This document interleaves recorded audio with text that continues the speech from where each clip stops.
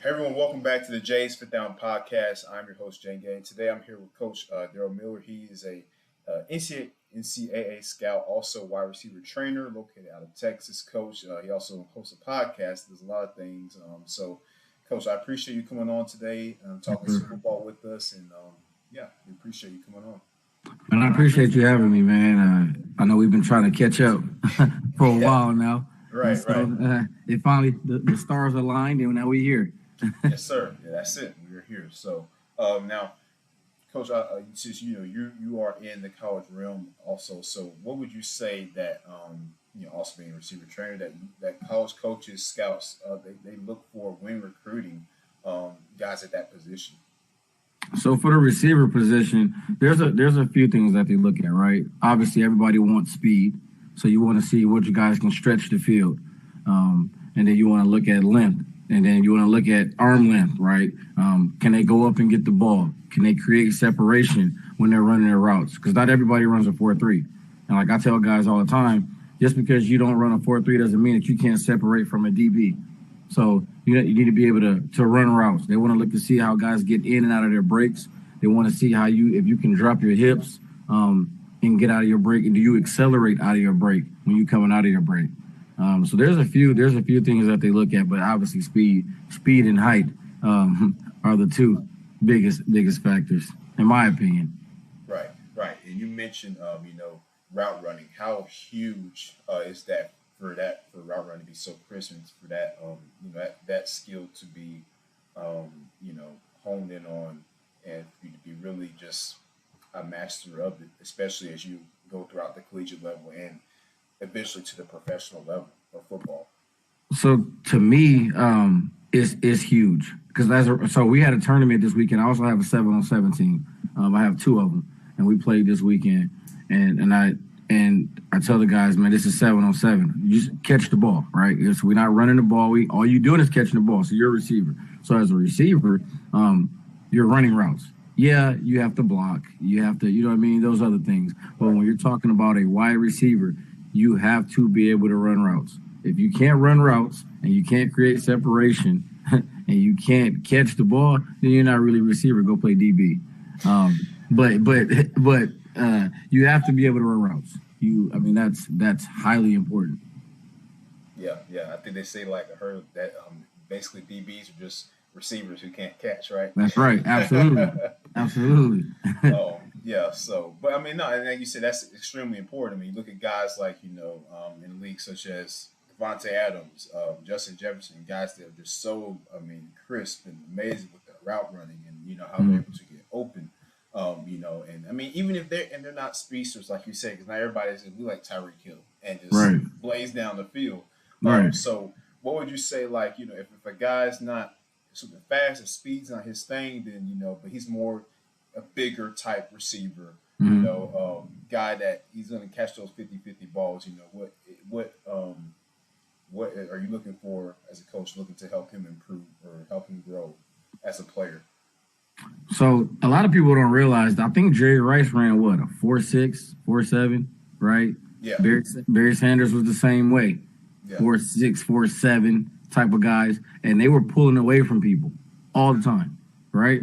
And so for me, how can I help somebody like that who's not a speedster, right? I had a kid when we first started training. He was running a 4.8, right? But his routes were just like, oh my God! Like if he's a 4.8, that means this DB. If you're not knowing football, you would think this DB got to be a 5 flat because this kid is killing these guys on these routes, right? Well, he now runs a 4.49, 4.5 flat, but still a route magician. By the name of Ricky Gonzalez. He'll be going to Fordham next year.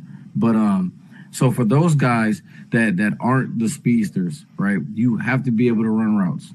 And then you have to master what you do and what you are good at, right? So when you see what you're good at and then when you know what you're not good at, yes, you want to work on what you're not good at as well, but you need to be able to master what you are good at. And then once you master that, then you start mastering the other things, the other intangibles that you might not have that some people have. Like I play receiver, like I played college ball, I played arena ball, right? And I'm only 5'9" and a half and 3/4 or whatever, but you got to give me my half. But I was never the tallest guy, right, coming out of high school and all this other stuff, but I still was able to play 4 years of college football on a scholarship, right? I went to a D1 my first year, and then I wound up going to a D2, and I also ran track as well. But I had to be able to run routes because I was shorter than everybody else. So it wasn't until I started getting a lot more explosive, that I was able to jump up and get the ball. And what now they say ball head, but we called it moss. You get moss back in the day, right? So until I was able to start being able to go up and moss people, man, I had to be able to run routes, right? I had to be able to get open. So you have to master the art of, hey, I'm not the fastest guy, but I guarantee you won't be able to guard me because my routes are going to be that good. I'm going to get in and out of my breaks so crisp that you'll think that it was a bullet shooting out of a gun. Like, that's how fast I'm going to come off the line of scrimmage. That's how fast I'm going to get in and out of my breaks. And you're going to look, I'm going to be going one way, and you're going to be going the other way because I got in. Boom. I dropped my hips down, and you kept running. You say you drop your hips. Now, elaborate specifically on that. Like, what exactly does that mean as far as the terminology? So for example, when you're running a curl or a comeback, right? Yeah. You can't run these routes standing straight up because the DB, he's looking at your hips. He's looking at all of that. So when you're sinking your hips, you're dropping your hips low to break down, right? And so, not everybody can do that going full speed like that. There's a few really, really good guys that are good at that, like Devontae Adams, right? You look at him, he can get in and out of some breaks and some cuts in 2 to 3 steps. The average high school kid who doesn't train like that, for certain routes, they're going to take 4 steps to get out of a curl. They're going to take 4 to 5 steps to get out of a curl.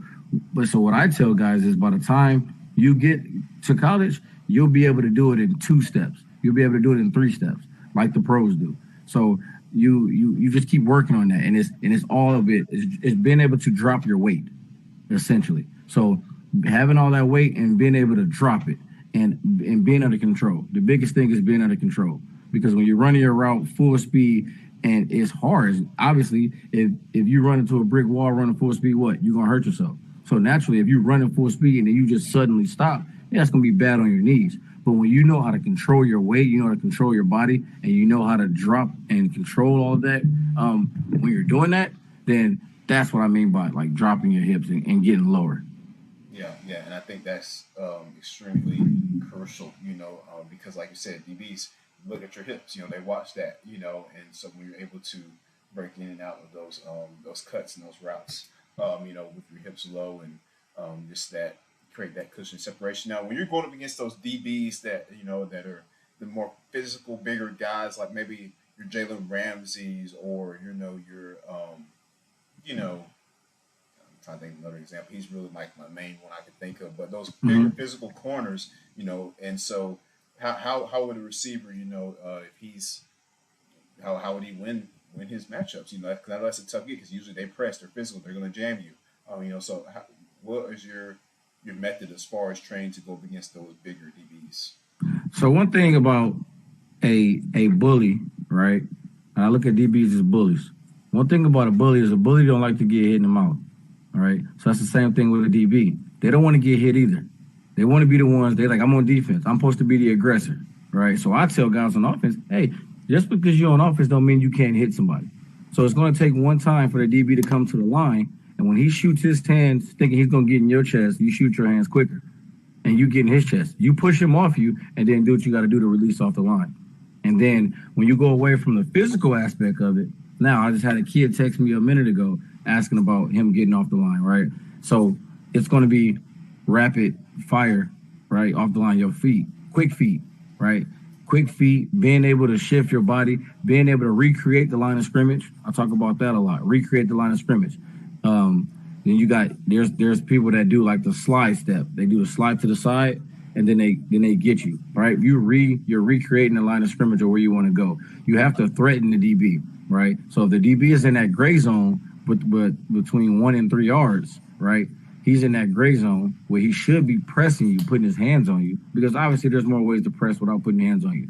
But if you're coming down to press and you don't press, right, then that's me recreating, me threatening you, coming at you first, and then making a move. Because if I'm dancing behind the line of scrimmage, you're just going to sit there patiently. I'm not a threat to you.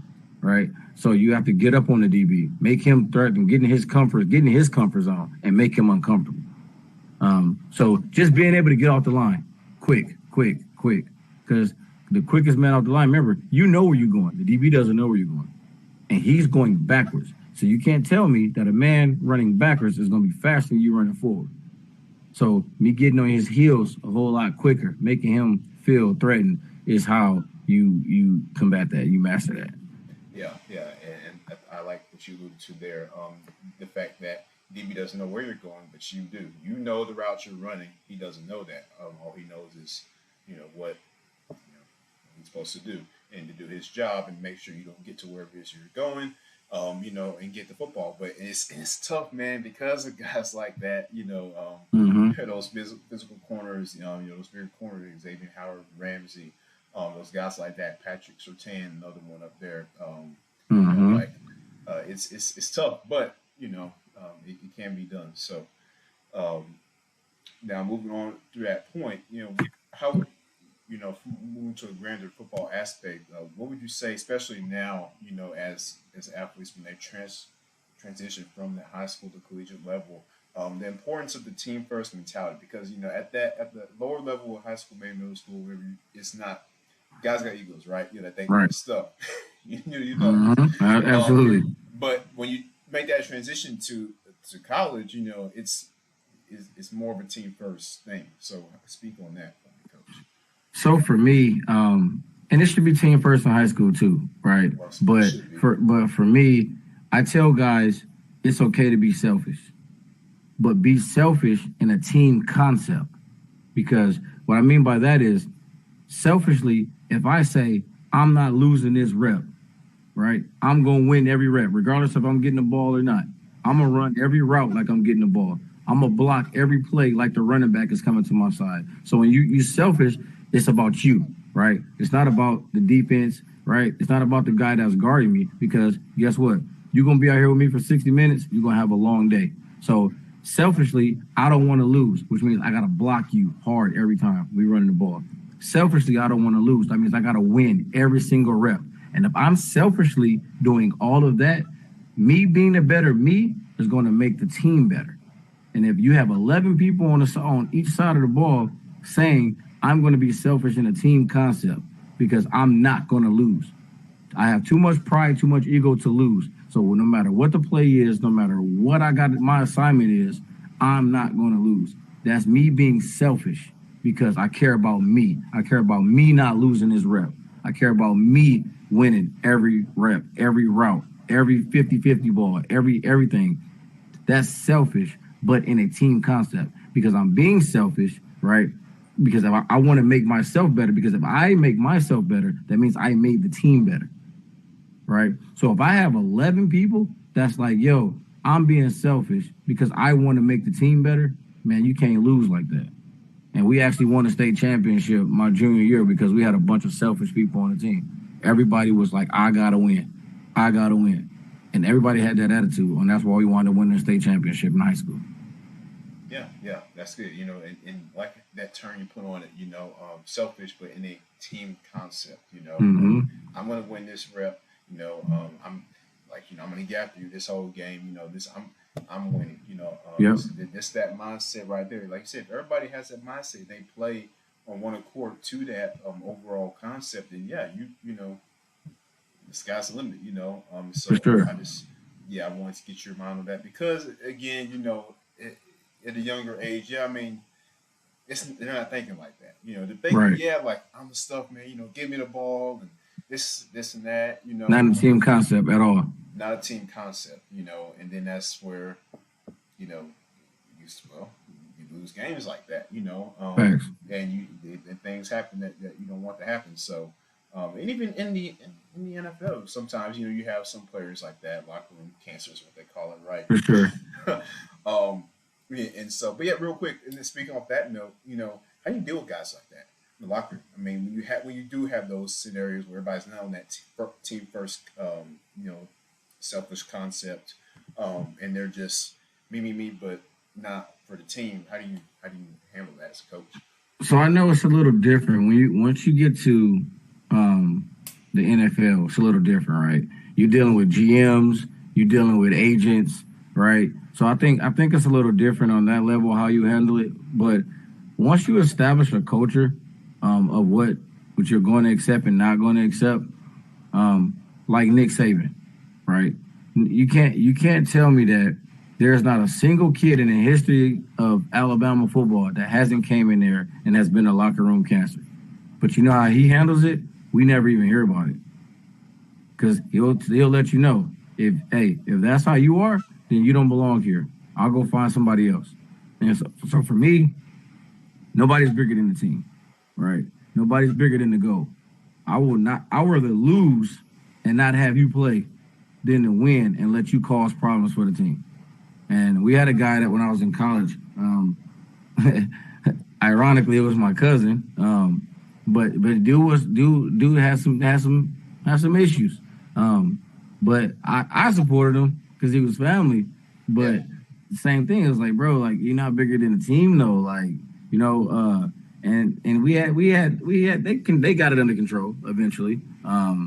But just nobody's bigger than the team. And the reason that I bring up the NFL is because those guys they don't typically draft those guys as the people do their homework, right? And they don't typically sign those guys as the people do their homework. Now everybody wants to win a Super Bowl, obviously, but I mean, who's going to pay somebody $40 million?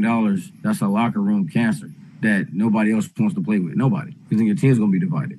And then you get to college.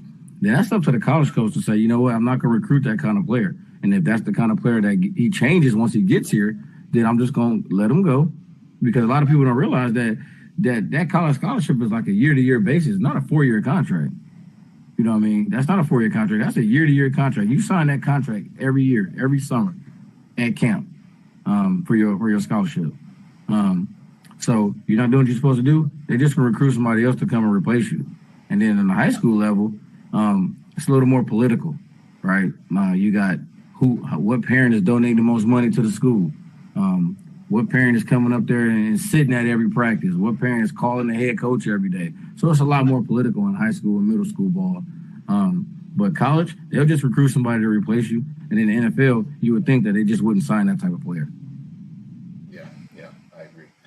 So it's important to have everybody on the same accord that we can, gather that, from the grand scheme of things. So now moving on to a different note, Coach, who are your top 5 receivers in the league right now, in order?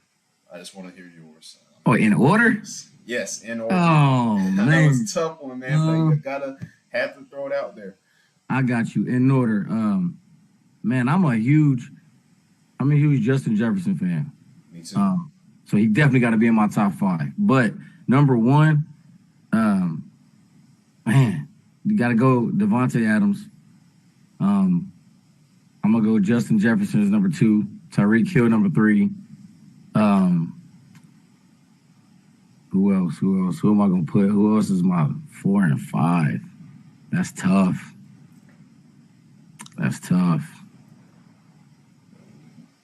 Stephon Diggs, you got Mark. I forgot about Diggs. I'm tripping. Stephon Diggs is definitely, I give him number 4.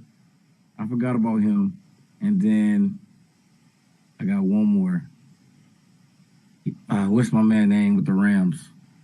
Cooper Kupp. Cooper Kupp. Peace. Cooper Kupp.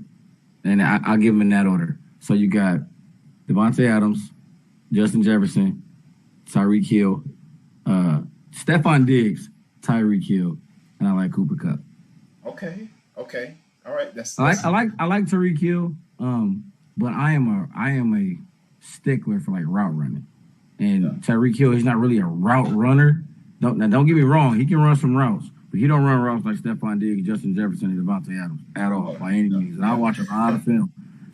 He don't run routes like those dudes. And then Cooper Kupp, man, like dude is just a problem. Like year after year, he's just a problem.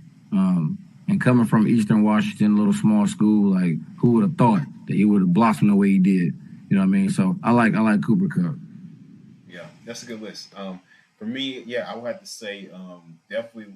Actually, I have Justin Jefferson over Devontae in my list, but Justin Jefferson, like I said, amazing route runner, great Mm-hmm. hands. He's just electrifying. Devontae Adams, same thing, close behind him with that. And dude can catch. He can Yeah, catch. for sure. And I'll put Stephon Diggs at 3. Mm-hmm. 4, Tyreek Hill. Yep. And then my fifth spot, man. I'm gonna have to go with Cooper Cup there. Same with you. And then Yeah. I say an honorable mention would be as early as it is in his career, Jamar Bengals. Chase. Who? Jamar Chase. Oh yeah, from Bengals. Yeah. Yep. Yeah. I give you I that. mean, he's great, Yeah. and I just he's still young. Yeah. That's why I'm keeping him right there. But yeah, he's that's my list. So No. Who's your all-time favorite receiver?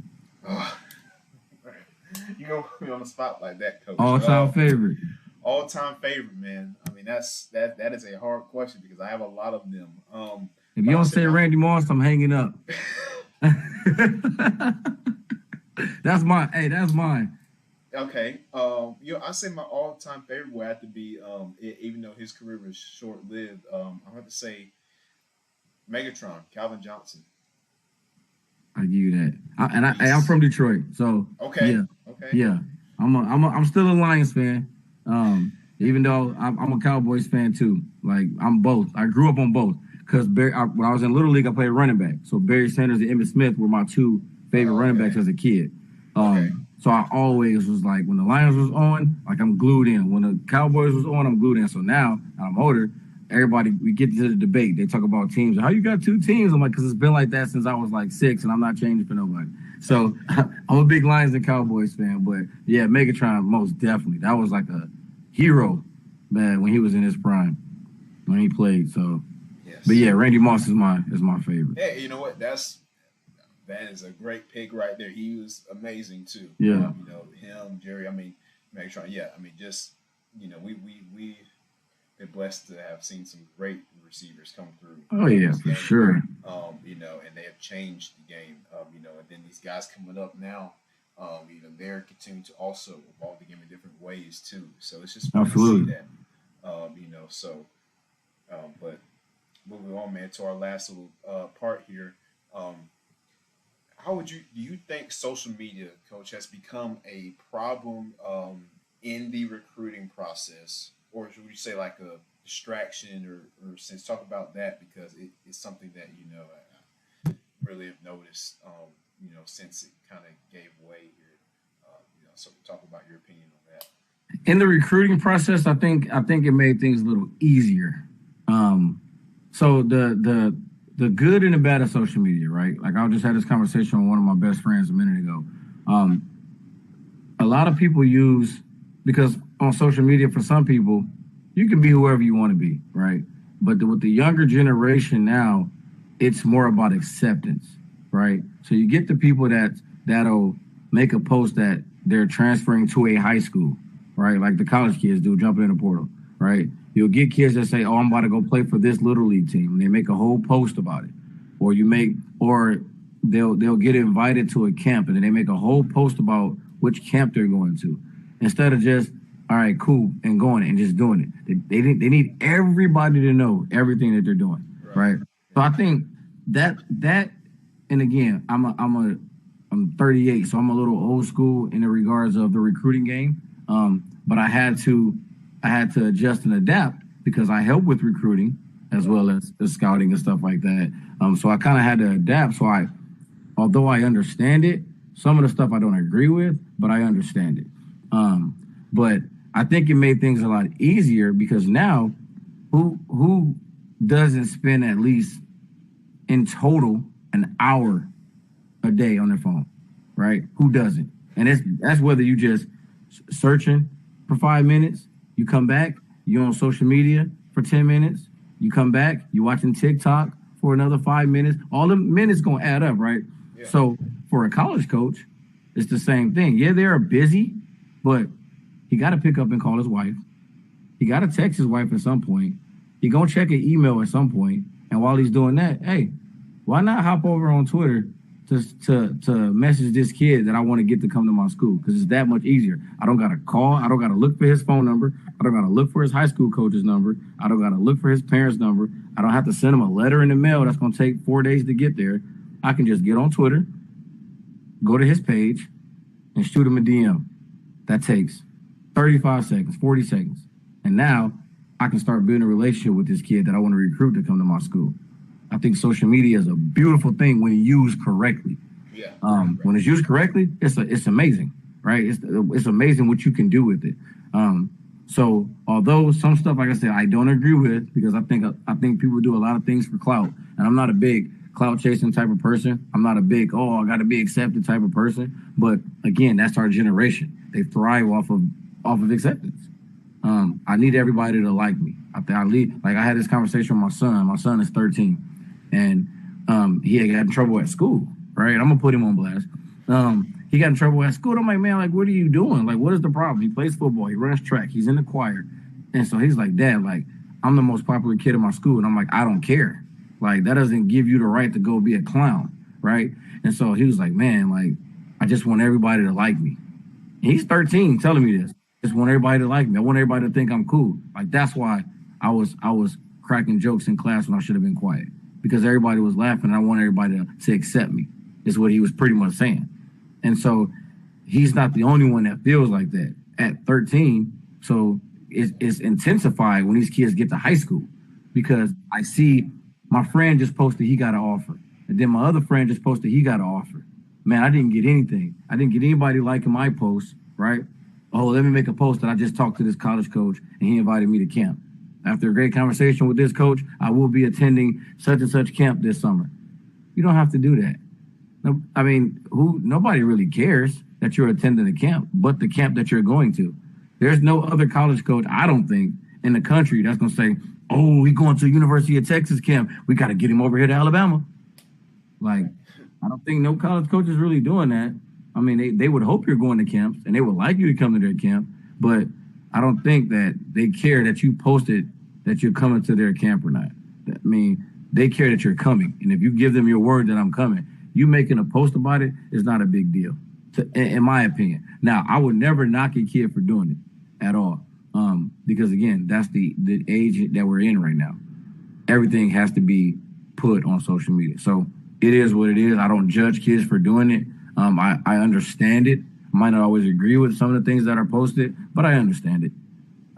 So no, I don't think, so long story short, no, I don't think recruiting, social media has hurt recruiting too much. Now, if you're putting stuff on social media that you're not supposed to, like I know a kid who got offers pulled because he decided to smoke and somebody recorded it and posted it on their social media. And this kid was getting a lot of offers and he was smoking weed on social media. I mean, smoking weed, they were recording it for Snapchat and they wound up making his way to Twitter. And he lost all his offers. He had 5 offers. He lost all his offers. So yeah, in that regard, it hurts big time. But again, when you use it correctly, I think it's a beautiful thing. Right. Yeah. Like a lot of things, if you use them correctly, it can benefit you. If you use them incorrectly, it can hurt you. For sure. So social media definitely being one of those things. I just wanted to get your thoughts on that. And that was I appreciate that answer, Coach. But yeah. So overall, yeah, that's the age we live in now. It's going to continue to grow and evolve. So it's something to definitely, just make sure we just do the right thing. So, but Coach, I appreciate you coming on the podcast and giving us your insight on these particular things right here. And, tell us a little bit about your podcast and where we can find you guys. So we've actually taken a break, man. We've been so busy. You got me, like I'm all over the place. Whether it's going to a college or meeting with somebody or I'm at work because I'm a full-time firefighter. So whether I'm at work or I'm training or we're always doing something. And then my best friend, he's a high school coach. He's the offensive coordinator. And then, he has his family and he's a police officer for San Francisco PD. And then my other friend, he's a full-time father, has full custody of his daughter, and he is in the Air Force down in Florida. And so life, like we were doing it like twice a month. And then we're like, okay, let's start doing it once a month. Let the people keep getting hungry for it. And then life just started happening. So we just got really busy. But we're going to pick it back up towards the end of the summer. And it's 3 Sides to the Game. So you can follow us on Twitter, 3 Sides to the Game on Twitter. Or you can follow myself, DKM, the word 1, the number 3, on Twitter. But yeah, 3 Sides to the Game. It's me, Mike, and my boy LD. We do it. And it's not just sports related. We talk about life, we talk about parenthood, and then we talk about sports. And we argue about sports because we all have 3 different opinions, hence 3 Sides to the Game. So yeah, I like that. Okay, cool. Yeah. But yeah, thanks for that. And you guys can check him out there. And again, Coach Miller, just coming on the podcast today, talking some ball with us. We appreciate it, Coach, and Yes, sir. Wish the best of luck to you. Yes, sir, man. Anytime, man. I appreciate the invite, man. Thank you so much. Of course. Well, you have a great rest of your day, Coach. All right. Yes, sir. You too. All right, man.